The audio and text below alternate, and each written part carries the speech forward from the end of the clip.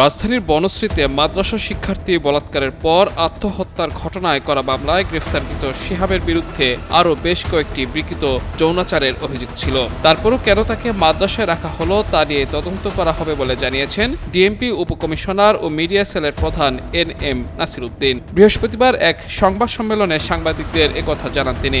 বলেন, প্রাথমিক তদন্তে জানা গেছে মোহাম্মদ শিহাব ওই শিক্ষার্থীকে বলাৎকারের পর আত্মহত্যার প্ররোচনা দেয়। তিনি স্বীকারোক্তিমূলক জবানবন্দি দিয়েছেন। তাকে আদালতের মাধ্যমে রিমান্ডে এনে জিজ্ঞাসাবাদ করা হবে। পুলিশ জানিয়েছে, গত 19 মে রাত 10টার দিকে রামপুরা থানার বনশ্রী সি ব্লকের আলোকিত কোরআন ইন্টারন্যাশনাল হিফজ মাদ্রাসায় মোহাম্মদ আবদুল্লাহ নামে 10 বছর বয়সী এক শিশু গলায় গামছা পেঁচিয়ে আত্মহত্যা করে।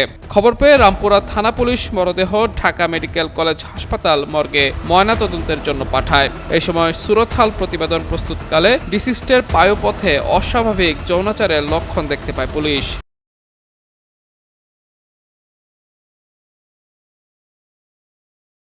পরে হিফজ মাদ্রাসা কর্মকর্তাদের ব্যাপক জিজ্ঞাসাবাদের এক পর্যায়ে মোহাম্মদ শিহাব হোসেনের নাম উঠে আসে।